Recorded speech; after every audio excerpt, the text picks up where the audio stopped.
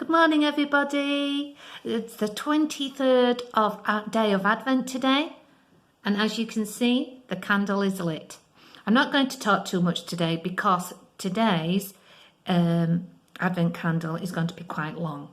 So, I've never done this before. This is the Snowman with the story and the pieces of music played by me on the piano at the correct times. I hope it works out okay. I would like to dedicate this to everyone out there, the young child out there. I know this means so much to a lot of people I know, particularly 3 boys who I know. So I'm going to play this and I hope you really enjoy it. So here I go.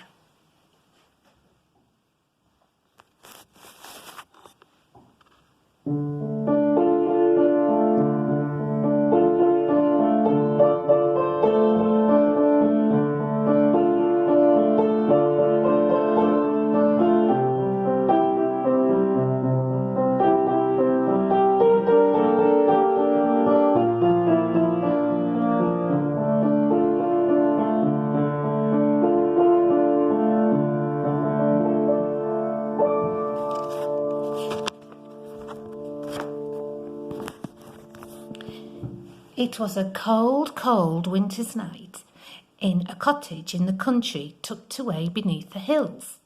A little boy lay sleeping. Snow began to fall, lightly at first, and then with giant flakes which started to settle on the ground. At first light of morning, the boy turned over, yawned, and sat up. He ran to the window and looked out. Everything was covered in snow.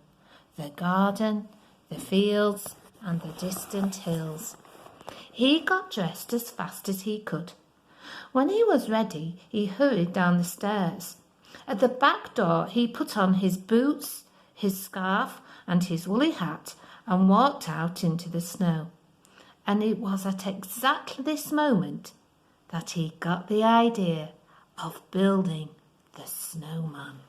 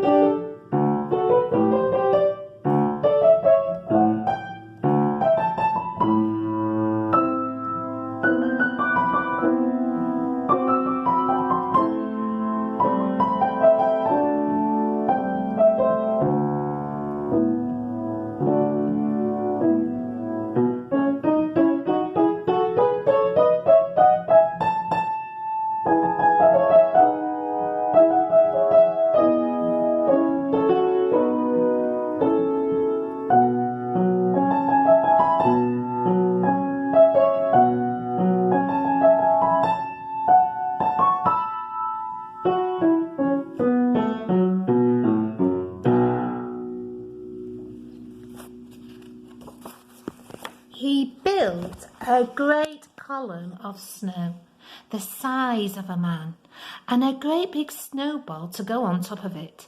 Then he fetched a scarf and a hat, a tangerine for the nose, and coal for the eyes. At last the snowman was finished, and the boy stepped back and looked at him.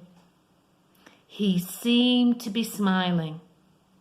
By this time it was getting dark, and the little boy had to go indoors, leaving the snowman standing all alone out in the middle of the garden.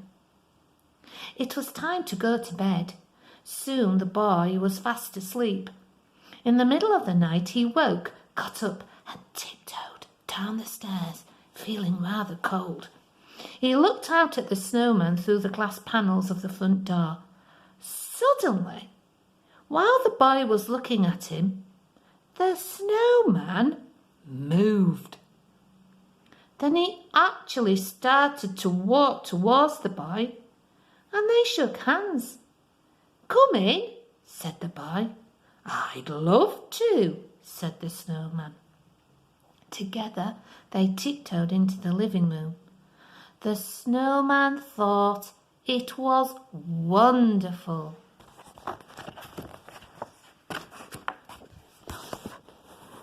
The snowman sat himself down in a comfortable armchair. Then, with a start, the boy realized that the snowman was sitting too near the fire. He realized that he might melt if he got too hot, so he pulled him out of the chair and hurried him out of the room to the kitchen, which was cold and dark.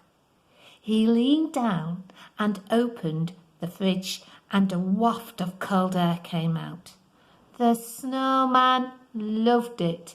For him, it was just like sunbathing.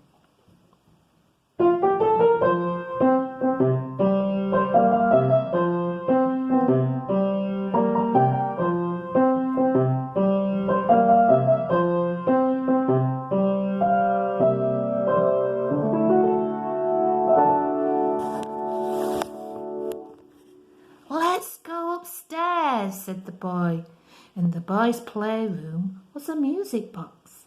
They wound it up and danced to it.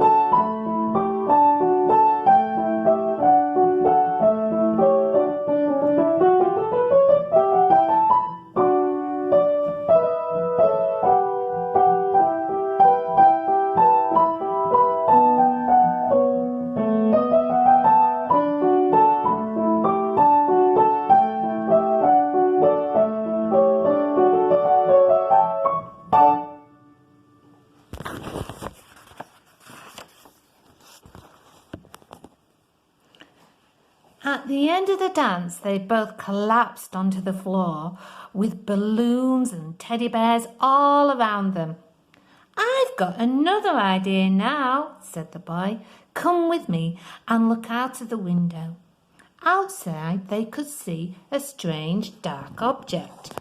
Nodding to each other, they tiptoed silently down the stairs, out through the front door, and into the open air.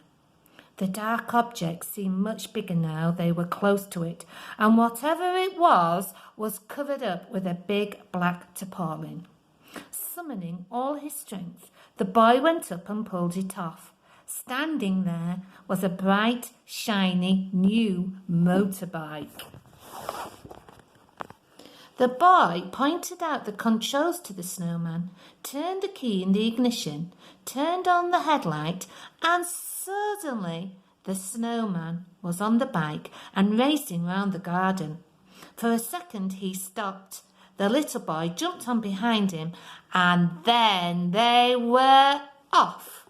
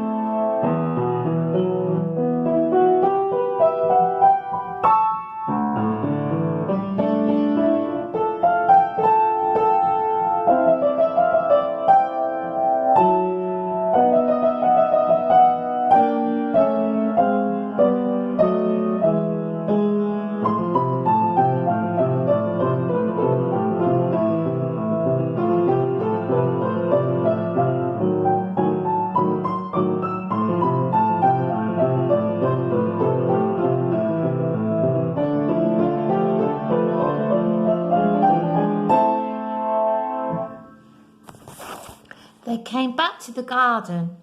Without warning, the snowman gripped the boy firmly by the hand and began to run out across the garden, faster and faster, bounding and jumping, until suddenly the boy realised that they were flying.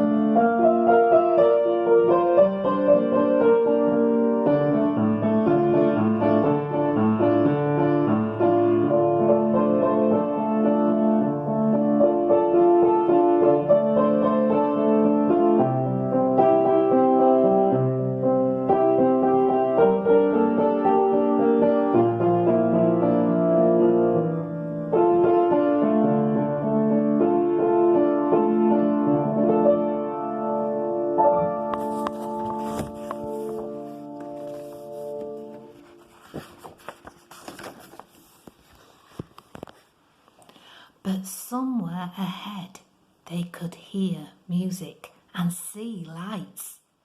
There, in a clearing, a Christmas party was taking place, and all the people at the party were snowmen. More snowmen than you could ever imagine in your life. And right in the middle of them, radiating good cheer and smiling from ear to ear, was Father Christmas himself. "You're just in time for the dance of the snowmen," he chuckled and clicked his fingers.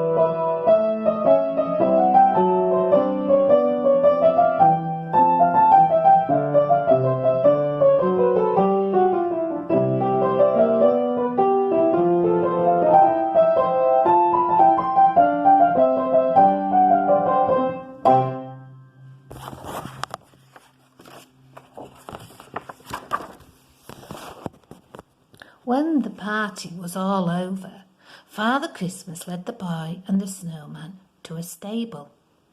Light spilt through the door, and inside they could see the reindeer which he used to pull his sleigh. Father Christmas gave the boy a lovely blue scarf as a present, and he put it on. It was time for them to go. The snowman gripped the boy's hand once again. They started to run, faster and faster, bounding and jumping, until they were flying. At last they landed in the garden again, and together walked slowly to the house. The little boy shook hands with the snowman and went up to the front door. But the snowman waved, and the boy ran back and gave him a great big hug. Then the boy went indoors and very soon was fast asleep. Next morning, when he woke, the room was ablaze with sunlight. He put on his dressing gown, ran downstairs and opened the front door. The sun felt warm on his face. He ran out into the garden and saw a little heap of melted snow, an old hat, a tangerine, a scarf, and a few lumps of coal. But the snowman was nowhere to be seen. For a moment the boy thought that the adventures of the night before had been nothing but a dream. But then he felt in his pocket, and the scarf that Father Christmas had given him was still there.